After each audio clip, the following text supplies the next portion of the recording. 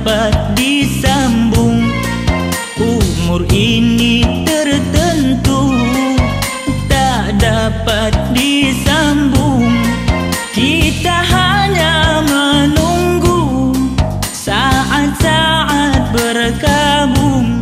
Para alim ulama, hadirin hadirat muslimin muslimat rahimakumullah. Alhamdulillah, malam ni saya akan bawa satu tajuk kepada tuan-tuan, iaitu berkenaan tentang masa. Kerana hadirin hadirat, kita baru seminggu melepasi iaitu tahun baru Islam. Berbaki lagi satu hari kita akan masuk tahun Masihi. Perbezaannya hadirin hadirat, orang kebiasaannya dia tak seronok menyambut awal Muharram ataupun tahun baru Islam ini. Kalau budak-budak muda, mereka lebih seronok untuk meraihkan hadirin hadirat tahun baru Masihi. Hadirin hadirat muslimin muslimat rahimakumullah. Satu hadis daripada Anas bin Malik. Anas bin Malik, tuan-tuan, iaitu khadam selama 10 tahun kepada Rasulullah sallallahu alaihi wasallam. Kata Imam Malik, qala Rasul sallallahu alaihi wasallam, la taqumus sa'ah hatta yataqarraba az-zaman wa takuna as-sanatu kasyahri wasyahru kaljumu'ati wa takuna al-jumu'atu kalyawmi wa yakun al-yawm kas-sa'ati wa takunu as-sa'atu qad-darmati bin-nar. Rawahu Tirmizi. Daripada Anas berkata, sabda Nabi sallallahu alaihi wasallam, tidak berlakunya kiamat, kata Nabi, sehingga masa menjadi singkat, sehingga setahun seperti sebulan dan sebulan seperti satu minggu. Seminggu dirasakan seperti satu hari, satu hari dirasakan seperti satu saat, satu saat dirasakan seperti percikan dengan api. Hadis ini, tuan-tuan, riwayat daripada Al-Imam Tirmizi. Imam Tirmizi meriwayatkan hadis ini dalam satu bab, iaitu hadirin hadirat dalam bab zuhud, di mana Nabi SAW menyatakan di antara tanda kiamat iaitu masa akan menjadi semakin singkat. Sedar tak sedar, tuan-tuan, hadirin hadirat, kita akan masuk pada tahun baru, termasuk tahun baru Islam, juga tahun baru Masihi. Seolah-olahnya hadirin hadirat, kita rasa baru macam semalam. Tiba-tiba tahun ini, hadirat lagi satu hari, berbaki lagi satu hari, kita akan masuk tahun baru ini. Lalu bagaimanakah hadirin hadirat Islam dia melihat soal masa, soal waktu ini?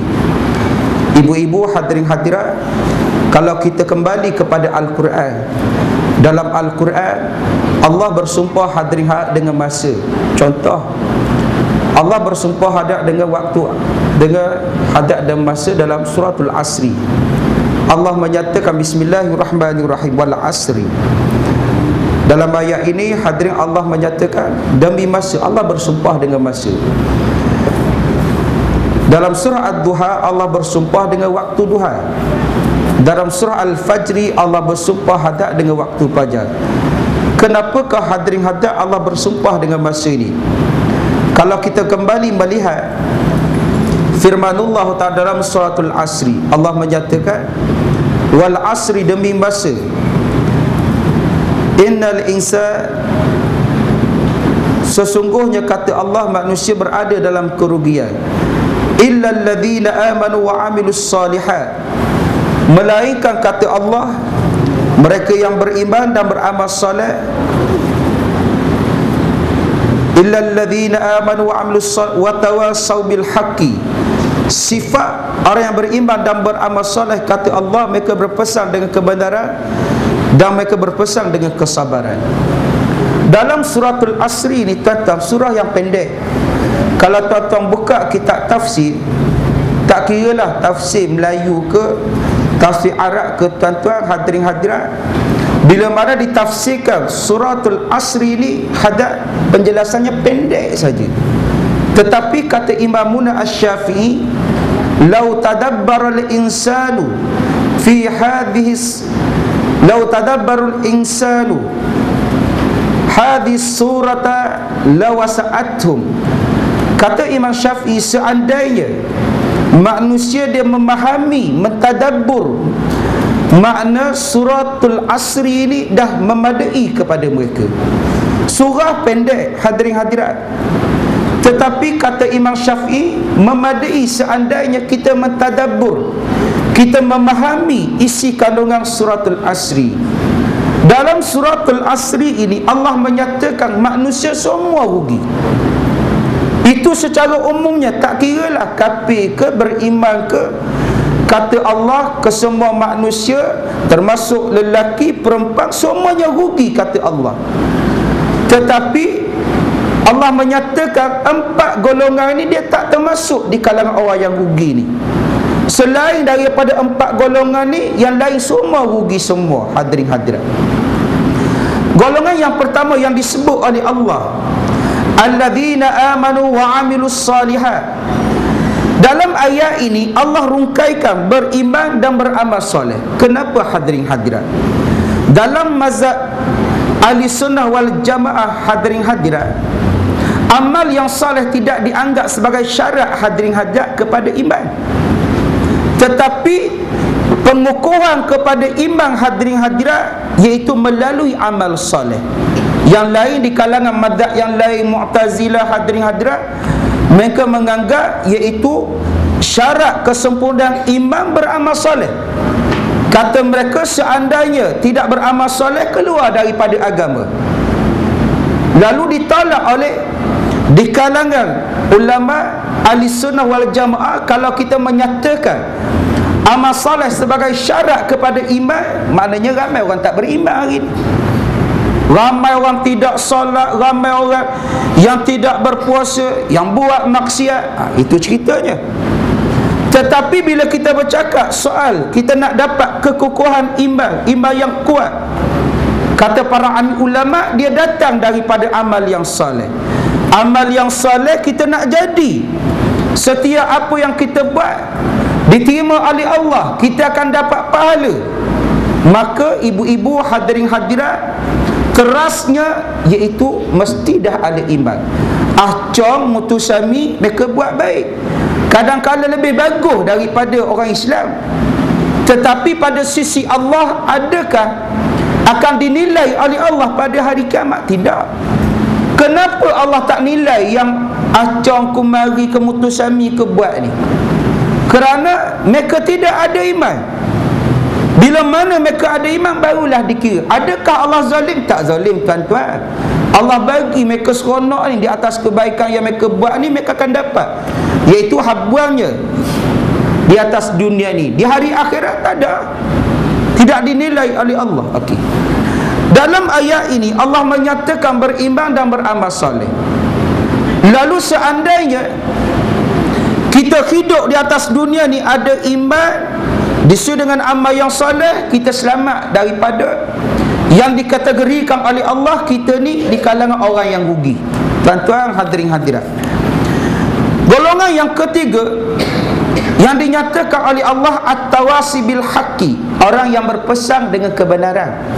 Tuan-tuan, bila mana kita bercerita soal at-tawasi bil haqqi ni, dia termasuk nasihat, dia termasuk amal ma'ruf nahi mungkar, dia termasuk tegur menegur antara satu sama lain.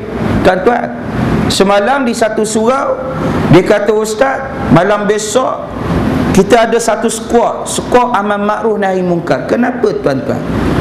Hadirin, kerana budak-budak muda ni tuan-tuan, seronok gairah mereka. Mereka menyambut tahun baru ini lebih daripada tu tuan-tuan. Hadirin hadap, kalau benar kita nak raih ni tuan-tuan, kita buat macam mana? Kita buat sembahyang hadirin hadap, buat tazkirah. Kerana masa satu nikmat. Nikmat ni yang kita faham cara bersyukur dalam Islam ni, kena gembira. Hadirin, bila gembira ni sudah pasti Dia berasaskan kepada peraturan Islam. Hadirin hadirat, ni nikmat ini. Lalu hadirin hadirat, kita buatlah sembahyang. Hadirin hadirat, jadi budak-budak muda ni tuan-tuan, dia melepak dah dekat mana-mana, 12 pagi, 1 pagi ke. Hadirin hadirat muslim muslimat rahimakumullah, lalu di tempat berkenaan dibuat sekolah amal makruf nahi mungkar. Kenapa tuan-tuan? Bukan nak tangkap, nak tegur, suruh balik. Hadirin hadirat muslim muslimat, saya difahamkan oleh pihak surau semalam, dia kata, ustaz, kami bekerjasama iaitu dengan JAIS, dengan Perki. Hadirin hadirat, kan nak benteras benda ni tuan-tuan. Hadirin hadirat, yang keempat dinyatakan oleh Allah iaitu at-tawasi bis sabri, orang yang berpesan dengan sabar. Kenapa tuan-tuan? Selepas mana berpesan dengan kebenaran, tiba-tiba Allah bawa sabar. Allah bawa hadirin hadirat sabar ini tuan-tuan. Kerana bila mana kita berdakwah, hadirin, kita tegur, kita nasihat orang tuan-tuan, biasanya orang tak suka. Betul tak betul tuan-tuan? Lalu kerja ini tuan-tuan, dia berhajat kepada satu sifat kena sabar. Apa orang kata hadirin hadirat, kita kena sabar. Sebab itu kita dituntut oleh Islam yang hadirin hadirat, sebagai seorang pendakwah kita perlu ada sifat sabar. Kalau kita melihat hadirin hadirat muslim muslimat rahimakumullah, kepada Nabi SAW, Nabi hadirin hadirat, bila mana Nabi bawa Islam ni, Nabi sabar. Kita baru lepas hadirin hadirat hijrah kan, tuan-tuan sambut kan, tuan-tuan buat ma'al hijrah kan. Okey, cantik dah tuan-tuan. Kalau tuan-tuan baca kenapa Nabi berhijrah daripada Mekah ke Madinah, sebab banyak tuan-tuan. Kerana hadirin hadirat, tekanan yang Nabi hadapi di Mekah tuan-tuan, dia semakin hebat. Dia punya kemuncaknya hadirin hadirat, komplot nak bunuh Nabi. Komplot nak bunuh Nabi. Salah seorang yang berkomplot hadirin hadirat nak bunuh Nabi, bapa saudara dia sendiri. Siapa tuan-tuan? Abi Lahab. Nama glamour dia, nama dia Abdul Manaf. Tuan-tuan hadirin hadirat muslim muslimat rahimakumullah, kalau kita melihat sebelum hijrah Nabi SAW, tekanan yang dihadapi cukup hebat tuan-tuan. Kemudian Allah izinkan kepada Nabi berhijrah. Berhijrah ni tuan-tuan, kisah hijrah ni kalau kita cerita ke budak-budak tuan-tuan dah cukup dah. Kenapa tuan-tuan? Yang tidur di atas katil ketika mana Nabi keluar daripada rumah dia bukan orang tua. Orang tua ke Sayyidina Ali masa tidur di atas katil tuan-tuan? Budak-budak remaja. Remaja tuan-tuan hadirin hadirat. Nabi masa hijrah orang tua. Nabi berusia 52 tahun, Abu Bakar 50 tahun. Cuba tuan-tuan bayar. Naik ke gua apa tuan-tuan? Gua Thur. Naik ke gua Thur ni tuan-tuan tanpa pakai kasut. Hari ini yang orang pergi Mekah tuan-tuan, yang ada kesempatan naik ke Gua Thur, kata sahabat saya, dia ambil masa lebih daripada hadirin hadirat 1 jam nak sampai ke atas sana. Itu dia kata, aku berhenti, sekejap berhenti minum air, sekejap berhenti minum air. Cuba tuan-tuan bayar. Kawan saya tu orang muda, Nabi naik ke Gua Thur tuan-tuan, orang tua. Orang tua lah tuan-tuan, 50 tahun. Asma binti Abi Bakar tuan-tuan naik ke Gua Thur bagi makanan, bekalkan makanan kepada Nabi dan bapa dia. Di ketika itu Asma binti Abi Bakar syarat mengandung. Cuba ibu-ibu akak-akak fikir ni, seorang perempuan syarat mengandung naik bukit. Tuan-tuan, kalau kita nak renungkan, Allahu Akbar hadirin hadirat, lalu bila mana tekanan yang dihadapi oleh Nabi, Allah izinkan kepada Nabi berhijrah tuan-tuan. Kembali kepada soal masa. Masa yang ada pada kita ni tuan-tuan hadirin hadirat, ibu-ibu yang saya kasihi sekalian, Allah akan tanya semua. Ni yang ibu-ibu nak lepas ni, dah lepas bulan Islam ke, kita akan masuk tahun baru Masihi, Allah akan tanya masa kita tuan-tuan. Bukan bila makna kita masuk tahun baru hari Jumaat ini tuan-tuan kena buka apa lembaran baru kosong-kosong, tidak tuan-tuan. Dia bukan kosong-kosong, dia kena ingat dosa kita, tuan-tuan. Dosa yang kita buat kepada Allah, hutang kita dengan Allah, hutang kita dengan manusia, kita kena ingat. Bukan bermakna tuan-tuan bila masuk tahun baru, buku baru. Tidak. Betul dah satu keadaan. Tuan-tuan hadirin hadirat, bila mana masuk tahun baru, sebenarnya selamat pendek umur bagi kita. Betul tak betul ibu-ibu? Cuba fikir. Bermakna hadirin hadirat, selamat pendek umur, bukan panjang umur. Umur kita hadap dia akan menjadi semakin singkat ni. Kata Hasan Basri, kullama dhahaba yaumun dhahaba ba'du. Setiap kali, kata Hasan Basri, hilang satu hari, dia hilang separuh daripada usia kamu. Bermakna tuan-tuan, bila mana kita habis satu hari, hadirin hadirat, maka dia akan hilang hadap usia kita ni. Bila hilang usia kita, ke mana kita mati ya? Satu hari kita akan mati. Kita menuju kepada kematian ini, tuan-tuan. Apa persediaan dia? Sebab itu kata Nabi, hadirin hadirat, dalam satu hadis Nabi sebut lan tazula. Lan, hadirin hadirat, kalau mengaji bahasa Arab maknanya dia menafikan hadirat masa akan datang ni. Kalau kita mengajar, dia ada lam, dia ada la, dia ada lam, tuan-tuan. Dia ada ma. Semuanya hadirin hadirat, dia menafikan, tapi maksudnya berbeza. Tuan-tuan hadirin, kalau mengaji bahasa Arab, tuan-tuan tahu lah. Bila lan hadirin, dia menafikan masa akan datang tu. Sampai bila-bila hadirin, maknanya bila mana Nabi sebut lan tazula qadama abdin yaumal qiyamati hatta yus'ala an arba'in. Kata Nabi, tidak sekali-kali bila mana ibu-ibu saya hadirin hadirat berada di hadapan Allah di padang mahsyar, hadirin hadirat, ketika kita dihisap oleh Allah, kita tidak boleh pergi ke mana-mana. Tidak akan berganjak hadirin kaki kita di hadapan Allah. Selagi, kata Nabi, kita tidak ditanya 4 benda. 4 perkara Allah akan tanya, tuan-tuan. Apa yang ditanya? An umrihi fima afnah. Bagaimana dihabiskan hadiah usianya? Usianya Allah akan tanya. Aku bagi, kata kamu, kepada Allah 60 tahun. 60 tahun, apa yang kamu buat? Allah akan tanya, hadirin hadirat. Hari ni seronok. Ya, seronok hadirin hadirat. Seronoklah hadirin hadirat. Tapi kita akan ditanya oleh Allah di tata usia kita. Wa an syababihi fima ablah. Usia remaja, masa remaja kita, hadirin hadirat, Allah akan tanya, bagaimana kamu gunakan masa remaja yang aku bagi kepada kamu. Sebab itu kata Hatim, seorang ulama nama dia Hatim bin Yusuf, dia kata arba'atun la ya'rifu qadraha illa arba'ah.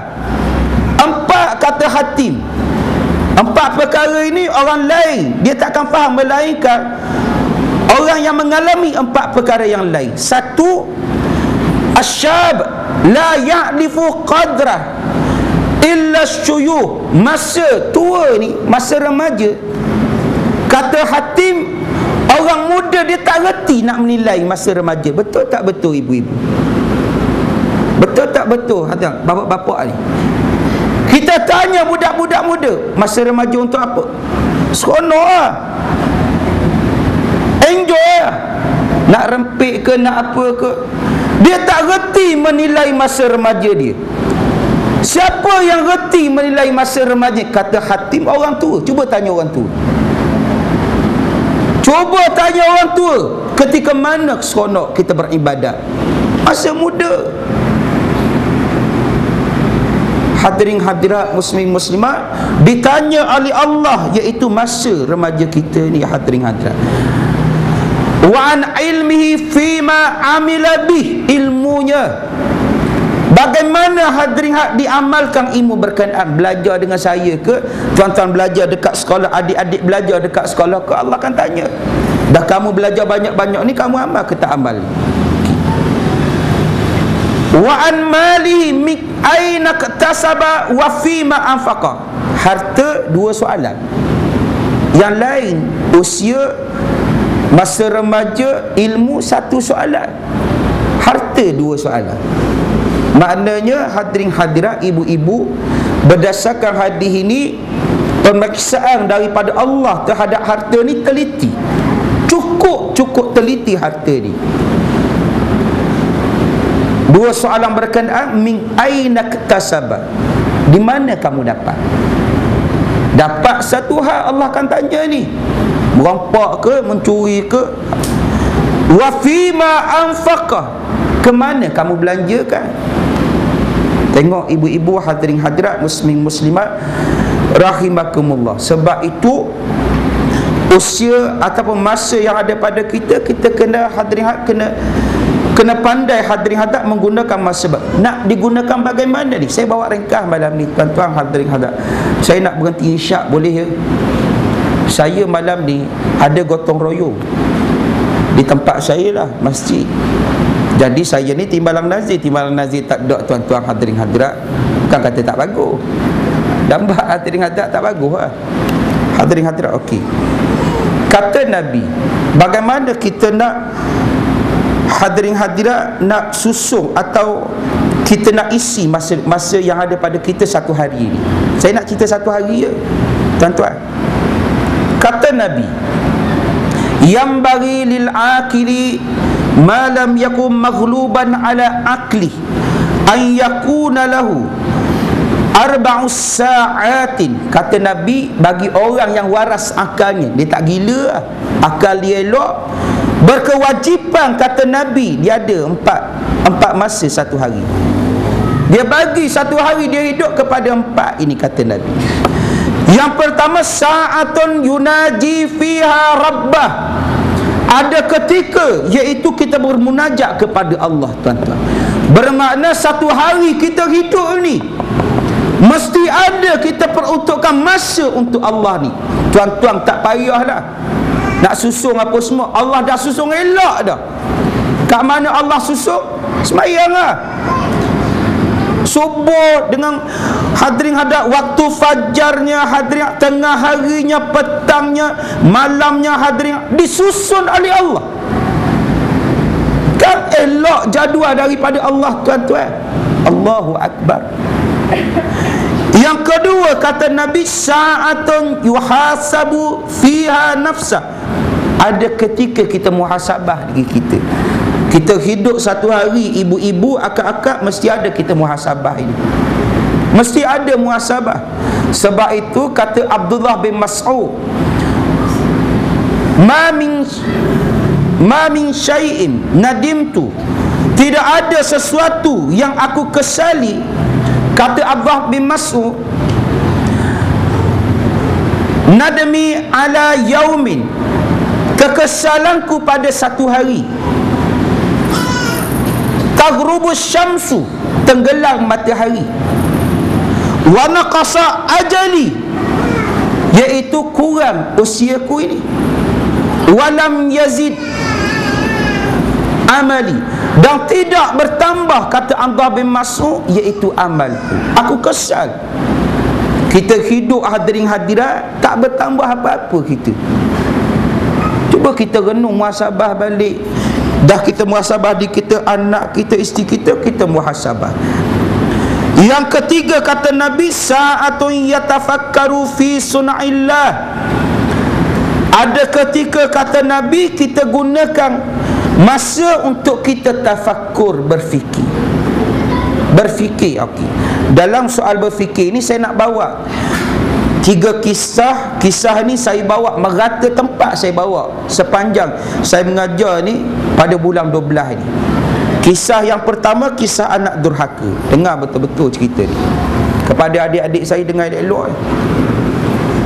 Pada hari Isnin lepas, saya diminta ganti orang di menara tabung, menara telekom. Sampai di sana, hadirin hadirat, saya beli surat khabar Metro, harian Metro, muka depan Metro, kisah anak durhaka. Hari itu tazkirah saya di tempat berkenaan, tazkirah saya tentang anak durhaka tu.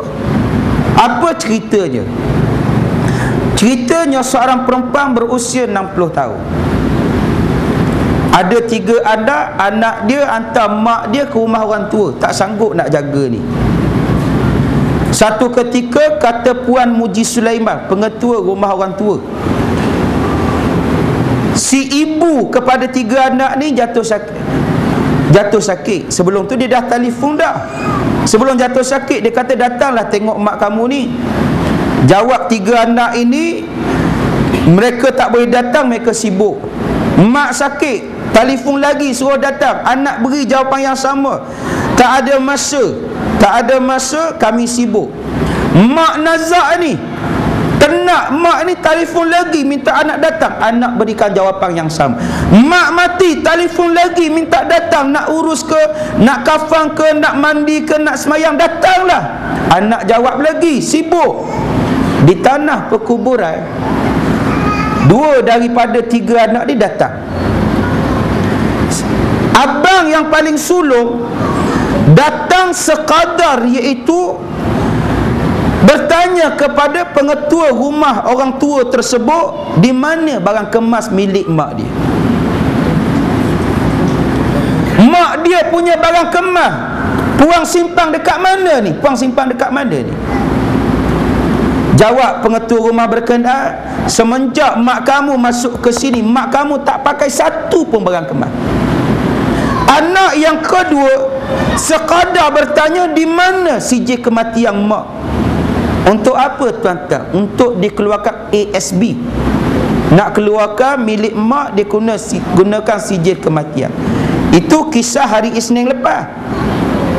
10 hari bulan, hari kami, kalau tak silap saya lah, hari yang sama. Kisah anak durhaka juga. Seorang perempuan 84 tahun. 84 tahun, tuan-tuan hadirin hadirat, mati di rumah orang tua. Kisah dia agak samalah, cuma sebab kenapa dihantar tu lain sikit. Terbongkar rahsia si ibu ni di hujung hayat dia. Satu ketika dahulu dia pernah buat kerja yang tak senonoh. Berbincang adik-beradik ni, anak kepada perempuan berkenan berbincang, tak boleh terima mak ni. Akhirnya minta adik yang paling bongsu, kamu bawa mak ke rumah orang sini. Dia tinggal terus, mak mati di sana. Sebelum perempuan berkenan mati, pengetua rumah berkenan dia tanya.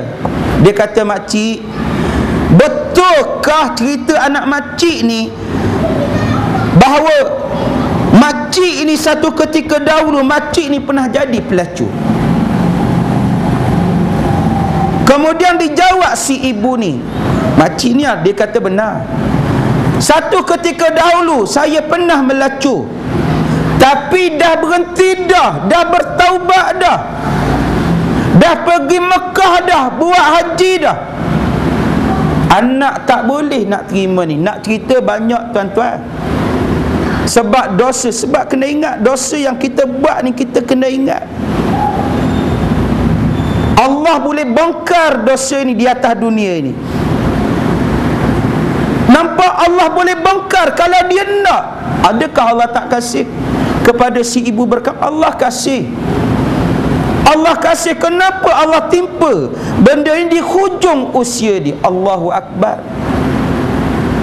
Sebab itu kata Nabi, bila mana Allah kasih kepada hambanya, yusib minhu, Allah timpakan kepada dia musibah. Dia tak nak, siapa yang nak? Kita nak tuan-tuan dibuang oleh anak di usia lanjut kita ni 84 tahun, anak tak boleh nak terima.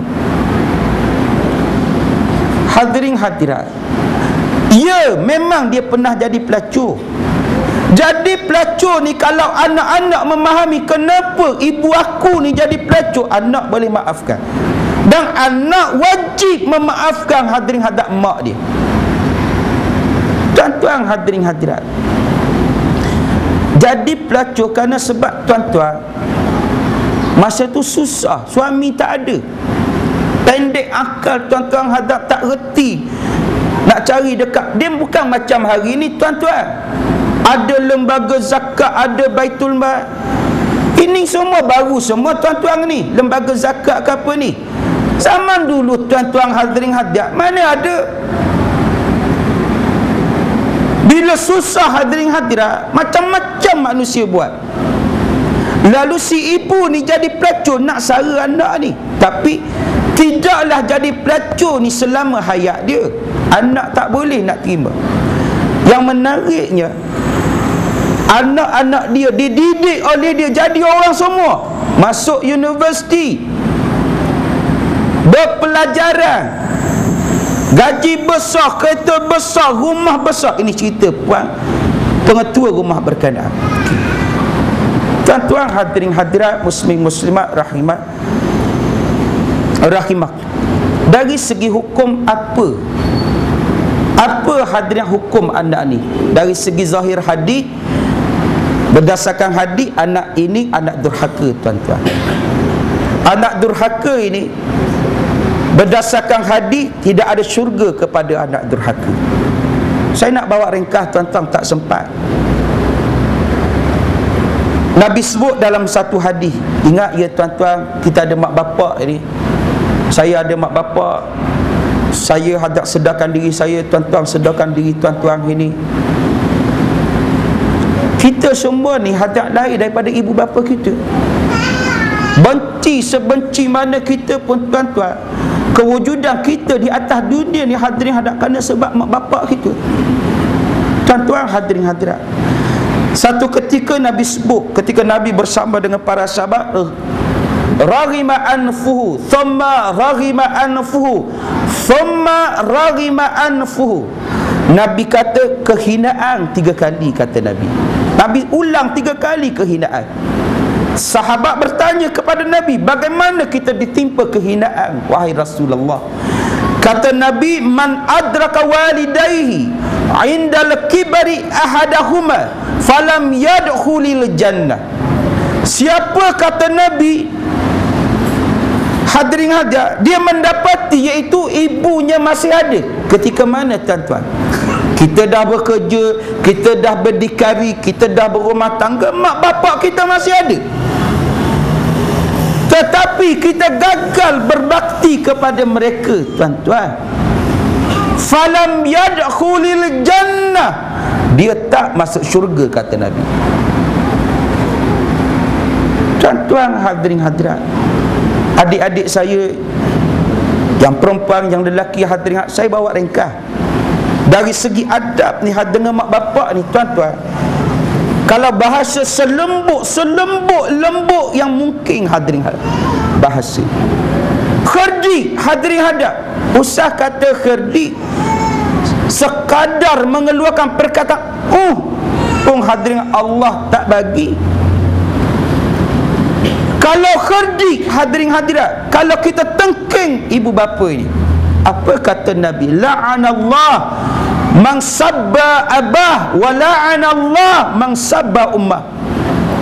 Allah melaknat, iaitu siapa yang kutuk, yang maki ibu bapanya. Tuan-tuan, cuba kita perhati hari ini cara budak-budak bercakap. Yang kedua, kata ulama, bila mana mereka bercakap kita dengar, berikan perhatian, walaupun kita tak seronok, asyik membebel je, kita dengar apa yang dicakap. 3, jangan sesekali kamu melunjurkan kaki di hadapan ibu bapa kamu. Ini adab.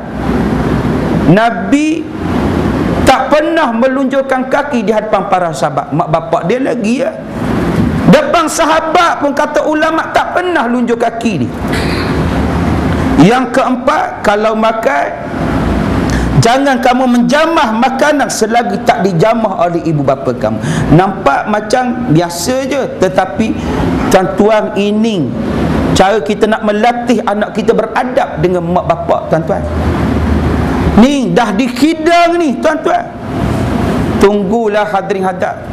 Tapi tengoklah tuan-tuan hadirin hadirat, tunggu-tunggu kalau suami lambat balik, suruhlah makan. Tapi kalau dah makan sekali hadirin hadirat, mak bapak jamah baru anak-anak jamah. 4. Tuan-tuan, yang kelima, kata ulama, setiap apa yang kita nak buat, nak pergi ke mana, nak buat apa, mesti mendapat keizinan daripada ibu bapa. mesti mendapat keizinan. Apa dalilnya? Zaman Nabi, seorang sahabat tuan-tuan datang daripada Yaman, pergi ke Madinah. Cuba tuan-tuan bayang, Yaman pergi ke Arab Saudi. Hari ini tuan-tuan, diambil masa kalau nak pergi daripada Yaman ke Arab Saudi, mengambil masa hadirin hadirat, mengambil masa lebih kuranglah hadirin hadirat muslimin muslimat 1 hari 2 hari macam itulah. Kena berhentilah tuan-tuan hadirin hadirat. Cuba bayangkan, pemuda berkenaan sampai depan Nabi ni, bagi tahu Nabi, aku nak berjihad bersama dengan kamu wahai Rasulullah. Nabi tanya, kamu minta izin tak dengan ibu bapa kamu? Tak minta wahai Rasulullah. Nabi kata kamu balik. Cuba tuan-tuan bayang. Cuba tuan-tuan bayang, kalau kita kan apa salah, dah kamu dah datang dah penat-penat ni, berjihadlah sekali dengan aku. Nabi tak bagi tuan-tuan. Nabi kata kamu balik. Kamu balik, kamu minta izin, baru kamu datang balik. Tengok tuan-tuan, bermakna apa?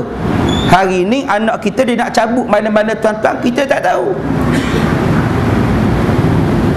Suami tanya mak, mak tanya suami, mana anak, tak tahulah apa semua. Handset, telefon dia punya handset, tak angkat. Natijahnya tuan-tuan, tak minta kebenaran mak bapak ni tuan-tuan, dia tak elok dari segi hukum. Kadang-kadang natijahnya tuan-tuan teruk. Saya bawa ya kepada tuan-tuan ni berapa cerita lah. Di Kuala Lipis, di Kuala Lipis tuan-tuan, seorang budak perempuan diratah 5 lelaki. Budak perempuan tingkatan 2. Tuan-tuan jangan pelik lah kalau benda-benda saya sebut ni. Tuan-tuan, hari ni dia berlaku dan berlaku ni. Saya minggu lepas tembang hadirin hadat isteri ni. Tembang isteri hadirin hadat, dia kata, bang, ikut saya pergi mahkamah. Dia ada hadirin hadat, dia ada kes dekat mahkamah, uruskan satu kes. Dia kata, apalah, saya kebetulan cuti, saya ikut ni, pergi mahkamah Ampang. Di mahkamah Ampang tuan-tuan, dia ada banyak mahkamah stesen ni, 1, 2, 3 ni. Tuan-tuan boleh masuk nak dengar ni. Kita masuk dalam, kita tunduk sikit pada magistrat tu, tunduk macam tu, duduk atas kursi. Tapi kena matikan handset lah. Bercakap tak boleh ni, sembang tak boleh. Tuan-tuan hadat, sembang pelan-pelan, sikit-sikit boleh lah. Kemudian juru bicara mahkamah, dia akan katalah, okey, 1, 2, 3, 4 hadirin hadat, Minah binti sekian, akan berdirilah dalam kandang tu. Akan dibacakan pertuduhan, kamu pada waktu ini telah buat macam ni. Seorang budak ni tuan-tuan, 13 tahun jadi perogu. Saya nak tanya ibu-ibu, bapa-bapa yang ada dekat sini, pernah kita terfikir dalam kepala kita ni budak 13 tahun jadi perogu? Ini cerita hari ni, cerita hari ni. 13 tahun jadi perogu. Jaga ya anak-anak kita ya. Berapa usia budak yang dirogok oleh dia? 12 tahun. 12 tahun.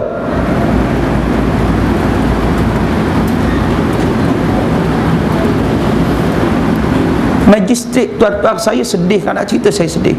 Bapa dia ni tuan, iaitu seorang konsultan. Allahu Akbar hadirin hadirat. Pertuduhan asal dia rogok. Peguam bela dia hadirin hadirat, dia kemukakan laporan perubatan terhadap perempuan berkenaan, budak perempuan. Dia tak ada kesan koyak pada kemaluan. Kenapa tuan-tuan? Bila ada kesan hadirin hadirat koyak dari sudut perubatan budak tersebut, hadirin hadirat, dipaksalah, mana rogolah berlaku. Bila tak ada kesan hadirat koyak apa semua, maka benda berkenaan hadirin hadat dia berlaku secara sukarela. Cuba tuan-tuan fikir dalam kepala ni, bagaimana 13 tahun, 12 tahun ini. Dia kata, ustaz zaman dulu orang kahwin muda. Betul, mak saya kahwin 14 tahun. Tetapi itu zaman dulu tuan-tuan. Ni saya cerita sekarang. Allahu Akbar hadirin hadirat muslim muslimat rahimah. Sebab tu kena fikir, kena fikir hadap, kena rendung apa yang berlaku ini hadirin hadirat. Anak kena bagi tahu, mak saya nak pergi ni, Aku tak bagi, anak boleh keluar tak tuan-tuan? Anak haram keluar daripada rumah. Haram hadirin hadap, bukan main-main ni. Patuh kepada mak bapak hadirin hadap, rida daripada Allah. Mak bapak hadirin murka Allah kepada kita. Bapa aku tak bagi, anak tak boleh pergi. Tuan-tuan hadirin hadap, baru ni 2-3 hari lepas saya mengajar hadirin hadap pasal kahwin dekat satu surau. Mengajar fiqh munakahat. Adalah soalan orang tanya, ustaz macam mana kahwin lagi? Saya kata sama lah. Hadirin nak kahwin kena minta izin, tapi akan dibenarkan hadirat ketika mana kita kahwin dengan tanpa hadap berwalikan kepada wali akrab ni. Wali mujbir tu bapak tu tuan-tuan. Hadirin hadap, bapa memang dia memiliki kuasa nak kahwinkan, tetapi kata ulama, mereka mesti tanya ni hadirin hadap kepada anak yang kita nak kahwin, kamu ni minat ke? Aku nak kahwinkan kamu dengan ni, kamu berkenan ke apa? Hadap kena tanya, walaupun dia ada kuasa. Kahwin juga hadirin hadap, hukum dia sah tapi perbuatan haram. Faham tuan-tuan?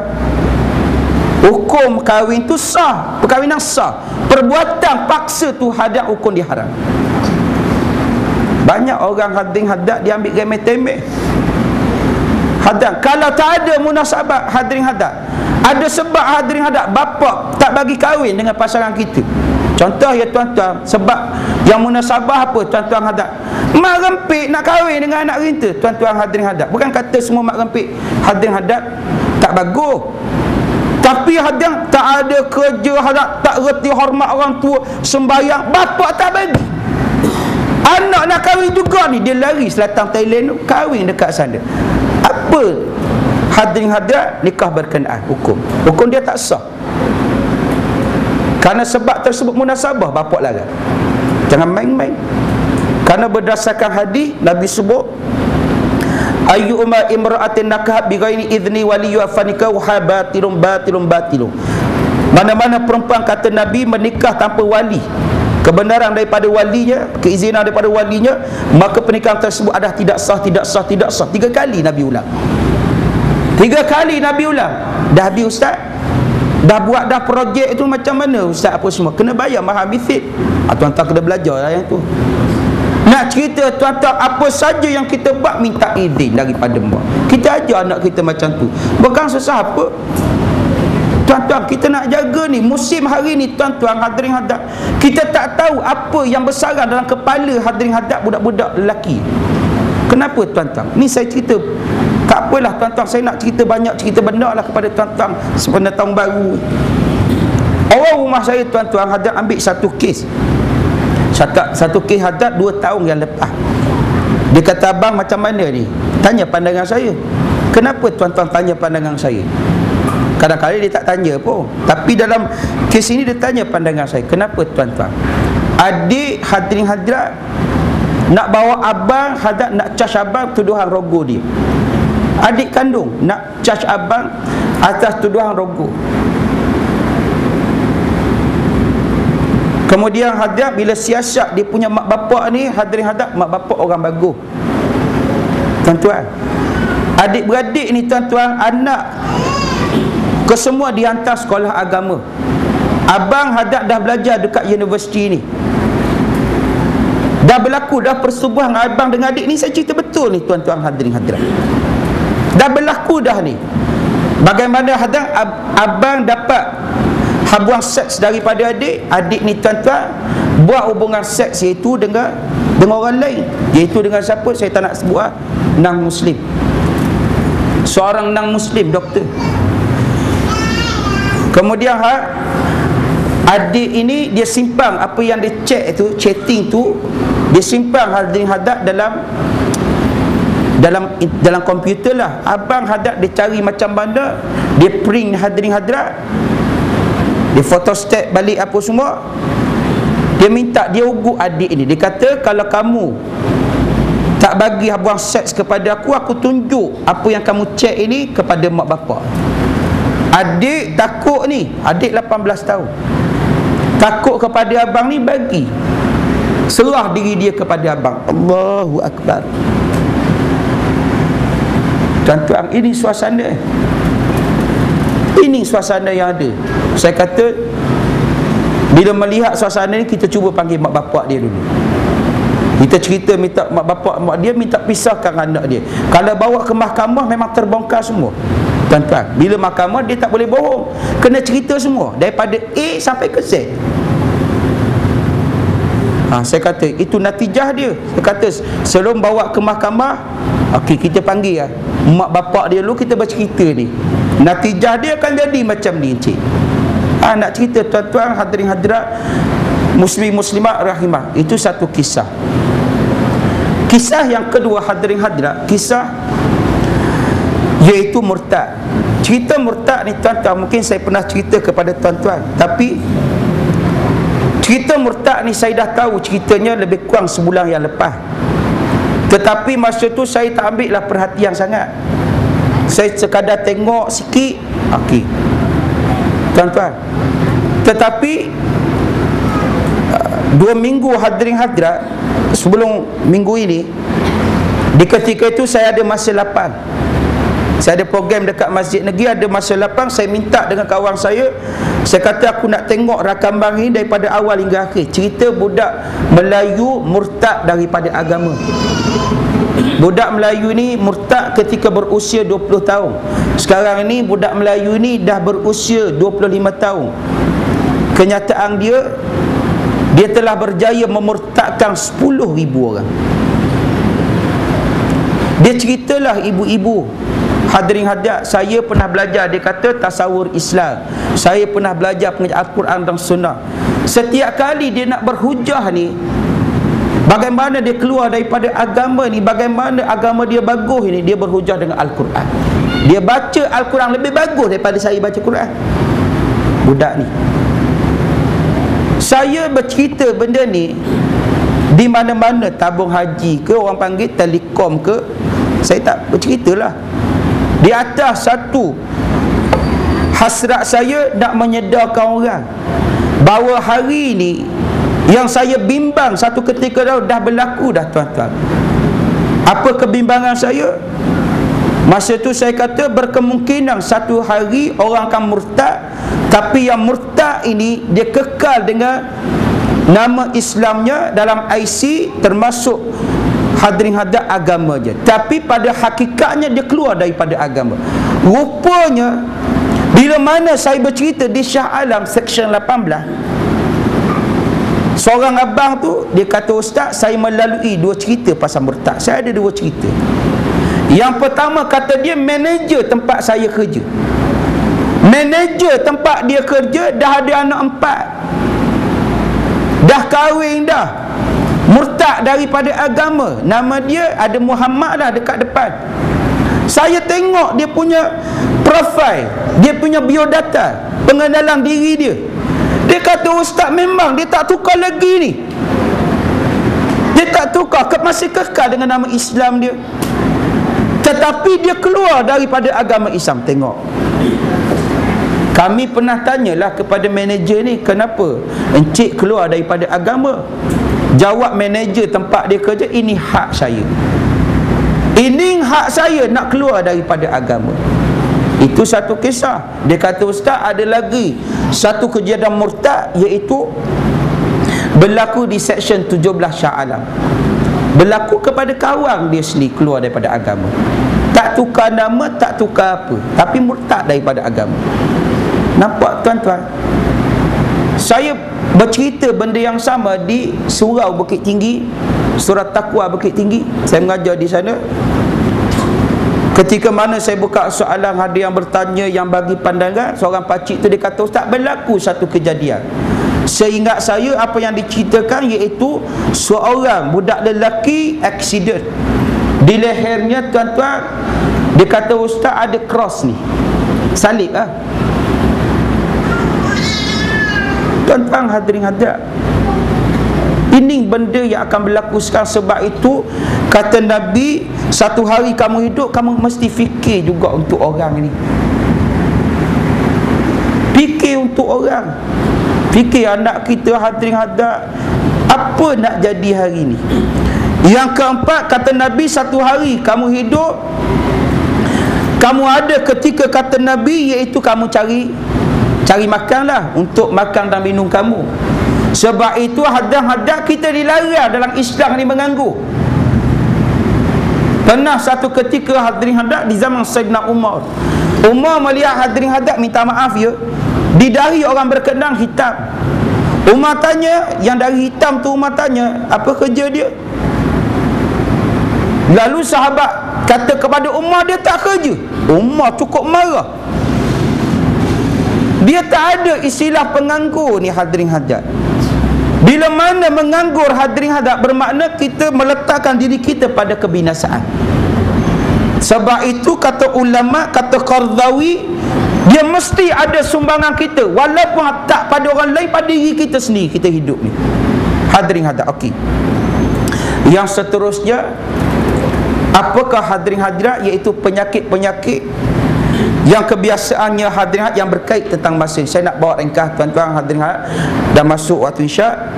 Kata ulama dia ada dua. Satu ghaflah, yang kedua iaitu at-taswif. Ghaflah ini lalai, at-taswif ini iaitu satu sikap suka tangguh je. Nak semayang azam dah nak semayang sunat malam ni, tangguh dulu lah, tahun depan lah, 2 tahun lagi lah, besok lah. Kata Qardawi, adakah besok kita tahu kita akan hidup? Bila mana kita tangguh ni, adakah kita tahu akan kita hidup? Sebab itu kata Ibnu Atta'illah, ihalatukal a'mal ala wujudil faragh min ru'unatin nafsi. Kata Ibnu Atta'illah, penangguhan kamu terhadap amalan kamu dalam keadaan kamu ada masa nak buat, kamu tangguh, maka kata Ibnu Atta'illah, itu daripada kebodohan jiwa kamu sendiri. Itu kata Ibnu Atta'illah, kita boleh buat, tak perlu tangguh. Sebab itu hadirin hadirat, kita masuk tahun baru ni, kita nilailah usia kita bertambah.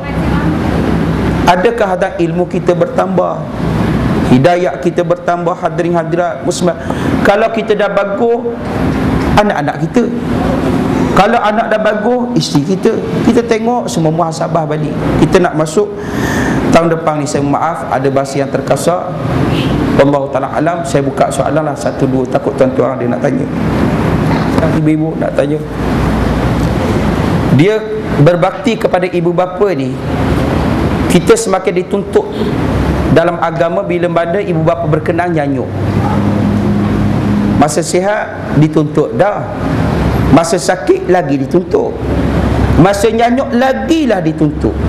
Tapi anak-anak memang tak suka mak bapak dia nyanyuk. Mak bapak cakap banyak, anak-anak tak suka. Betul tak betul tuan-tuan? Jadi bila nyanyuk ni satu benda hadirin hadap yang dibenci oleh, bukan kesemua, segelintir anak-anak. Lalu Nabi, kalau kita melihat Nabi mengamalkan doa-doa yang Nabi minta supaya dijauhkan daripada nyanyuk. Saya tak bawa doa berkenaan, lagi satu kali saya bawa. Saya ada photostat sedikit lah untuk beberapa surah masjid yang saya mengajar. Di antaranya selepas tahiyat sebelum salam, doa yang dibaca oleh Nabi, Allahumma inni a'udzubika min an uradda ila ardhalil umuri. Nabi minta supaya dijauhkan daripada usia yang lanjut. Ulama kata usia tersebut nyanyuk lah. Dalam doa yang lain, Nabi berdoa, Allahumma inni a'udzubika minal harami. Nabi minta jauh daripada nyanyuk. Kenapa tuan-tuan? Kerana anak kita mungkin dia bagus ketika kita tak nyanyuk, dia jadi tak bagus hadirin hadap ketika mana kita nyanyuk. Bermakna bila mana dia tak jaga kita dengan bagus, dia gagal berkhidmat, itu menyebabkan dia durhaka. Kita nak mengelak anak kita daripada durhaka ini, kita amalkan doa berkenaan banyak-banyak. Moga-moga kita tak nyanyuk, jadi anak kita terlepas menjadi anak yang durhaka. Satu tempat, satu ibu tanya saya, tuan-tuan tanya saya cerita soalan yang orang tanya. Dia kata, ustaz, dia ada duit dah, cukup dah nak pergi ke Mekah ni. Mak dia tak pergi ke Mekah ni, tak pergi lagi. Bapak dia ni apa semua. Dia kata, ustaz, boleh tak dia guna duit ni dia bagi pada mak dia? Takdimkan, dahulukan mak dia pergi Mekah dulu ni. Ada orang kata tak boleh. Ada orang kata kepada dia lah, dia kata, ustaz macam mana? Dia ada orang kata tak boleh. Dia kata duit sendiri, maka kita kena pergi dah dengan duit kita sendiri. Saya kata tak betul. Siapa yang mengajar ajaran sesat tu tak betul, saya kata. Bila mana kita mendahulukan mak ni, tuan-tuan, dia besar sebenarnya. Cerita Al-Qamah, kalau kita mengaji kitab Al-Kabair yang dikarang oleh Al-Hafiz Zahabi, di mana ketika dibawa tentang hadis dosa kepada mak bapak durhaka ini, dibawa satu kisah Al-Qamah. Tuan-tuan tahu semua, Al-Qamah ni dia sahabat, dia bagus, tetapi dia melebihkan isteri daripada mak dia. Hadirin hadirat, dia lebihkan. Kalau perempuan hadirin, dia tak boleh, dia ada suami. Tapi banyak soalan ni saya ambil yang penting-penting. Saya kata dahulukan mak. Dia dah tua dah. Hadirin hadirat, pahala hadirin hadirat memang besar. Kita dahulukan mak kita pergi ke Mekah. Dan anak hadirin hadirat berkewajipan sebenarnya menafkahi mak. Anak wajib, tuan-tuan. Mak miskin, anak hadirin hadirat wajib kena bagi hadiah, bukan bagi zakat, nafkah, tuan-tuan. Bukan bagi sedekah, nafkah. Tuan-tuan hadirin hadirat, muslim muslimat rahimakumullah, saya kata bolehlah, tak ada masalah apa pun, bagus. Saya kata hadirin hadirat muslim muslimat, kerana kita dahulukan mak kita. Kita nak bayar, tuan-tuan hadirin hadirat, sekadar 18,000 campur 2, 36,000, tuan-tuan, 22,000. Dia tak terbayar, tuan-tuan. Kita bagi 1 juta hadirin hadirat, kita nak bayar tak terbayar. Umar, seorang sahabat, Ibnu Umar, kalau tak silap saya, tuan-tuan hadirin hadirat, ketika sedang tawaf ni, tawaf hadirin hadirat, lelaki berkenaan, tuan-tuan hadirin hadirat, dia dokong mak dia ni. Dia dokong mak dia ni, tuan-tuan hadirin hadirat. Kemudian dia tanya kepada Ibnu Umar, adakah yang aku buat ini dah memadai sebagaimana yang dibuat oleh mak aku? Ibnu Umar kata sikit pun tak boleh. Sikit pun tak boleh menyamai. Sebab itu hadirin anak, mak ini dia lebih daripada bapa. Tetapi bukan bermakna bapa boleh durhaka, dua-dua tak boleh durhaka. Tetapi mak ni dia lebih daripada bapa, hadirin hadirat. Sehingga Nabi dia sebut dalam satu hadis, bila mana seorang sahabat datang kepada Nabi nak minta pandangan Nabi nak pergi berjihad. Nabi kata, fahal laka kamu ada mak? Jawab lelaki berkenaan, ada. Irja ilaiha fa'alzimha, balik, kata Nabi, berbakti kepada ibu kamu. Fa innal jannata tahta rijlaiha, syurga terletak bawah kaki mak kamu. Nak cerita tentang mak ni, hadirin hadirat muslim muslimat rahimakumullah. Itu apa soalan lah, tuan-tuan, tak soalan. Soalan terakhir.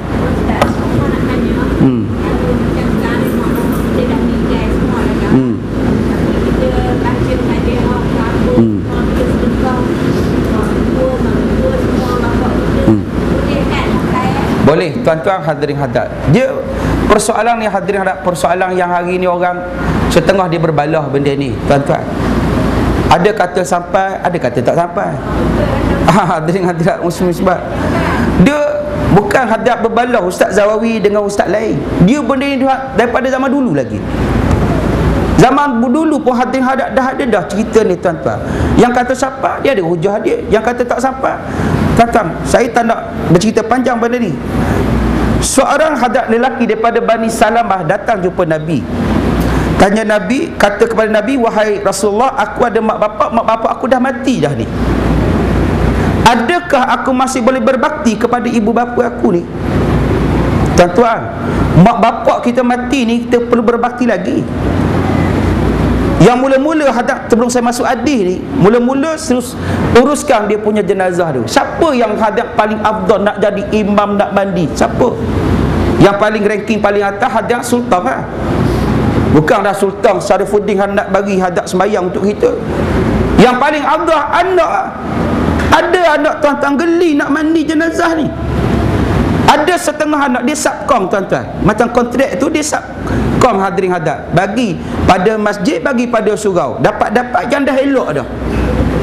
Lebih teruk lagi tuan-tuan, tunggu, minta maaf ya, tunggu dekat pintu sekadar bagi duit. Minta maaf tuan-tuan, itu memang tak elok. Saya nak tanya ibu-ibu ni yang ada anak lelaki, tak ada ke cita-cita aku mati ni nak anak lelaki aku jadi imam ni? Nak tak ibu-ibu? Padahal bukan payah pun semayang jenazah ni. Kalau anak kita reti, dia tak payah apa pun. Bukan ada rukuk, bukan ada sujud, Fatihah, selawat, doa. Takbir keempat tak nak baca, tak apa. Tak nak baca Allah matahrimna ajawal taftina ba'du, tak baca, tak apa. Nak cerita tuan-tuan, hadir bila tak reti dia rasa payah. Okey. Kemudian hutang mak bapak ni. Hutang dengan Allah, hutang dengan manusia ni, ambil tahu semua. Cek dengan siapa-siapa, ada tak mak bapak berhutang ke apa. Tuan-tuan hadirat, yang keseterusnya saya bawa kepada hadis, baca tak panjang tuan-tuan. Nabi kata yang pertama, as-salatu alaihima. As-salatu alaihima, berdoa kepada keduanya. Tuan-tuan, nak cerita panjang. Al-istighfaru lahuma, minta ampun daripada Allah untuk keduanya, kata Nabi. Wal infadhu ahdahuma, melaksanakan janji ibu bapa kamu. Mak bapak kita, contoh tuan-tuan, dia mati, dia berjanji dengan surau nak bagi 100. Kita tahu tuan-tuan, kita berusaha melaksanakan janji berkenaan. Yang keempat, hadirin hadap, kata Nabi, menghubungkan silaturahmi dengan orang yang diputuskan hubungannya oleh bapak kita, mak kita semasa hayat dia. Contoh apa tuan-tuan? Bapak kita abang sulung, dia tak bertegur dengan adik dia, bapak saudara kita, tak bertegur ni hadirin hadirat, nak raya tak balik apa semua, dia mati. Anak ni tuan-tuan, bukan dia menyambung hadap permusuhan. Kita diajar oleh Rasulullah, hubungkan balik yang dah putus ni, kata Nabi. Hadap kalau boleh dibuat tuan-tuan sebelum mati ya. Hadirin hadap, yang terakhir hadap yang disebut oleh Nabi, iaitu meneruskan kebaikan yang dibuat oleh bapa. Bapa buat baik, anak kena tu kebaikan yang dibuat. Saya bawa satu kisah tuan-tuan, berlaku dekat satu tempat di Terengganu seberang Taki. Saya mengajar di situ tuan-tuan lebih kurang 5 tahun yang lepas lah. Sebelum saya datang sini, saya mengajar di sana. Ada satu kejadian di mana hadirin hadap, bapa ni dia dermawan, orang baik hadirin hadap. Bila mana orang susah dia tolong, dia bagi tanah. Kamu duduklah atas tanah aku ni. Itu cerita dia. Dia mati. Bila dia mati, anak pergi tuntut tanah dia. Anak pergi tuntut tanah dengan orang yang mendiami ada tanah yang diberikan oleh bapa dia. Kamu keluar daripada tanah ni. Jawab orang yang duduk di atas tanah yang diberikan oleh bapa dia, bapa kamu bagi pada kami dulu. Si anak kepada lelaki berkata, jawab ni, kalau bapa aku bagi, mana hitam putih? Berbalah punya berbalah, naik ke mahkamah tuan-tuan. Kalau anak yang faham agama tuan-tuan, bapa dah buat baik, hadirin hadirat, anak hadirin hadirat, bagi je lah. Yang tambah lagi baik tuan-tuan, kita tambah lagi. Macam mana tuan-tuan? Bapa bagi tanpa hitam putih,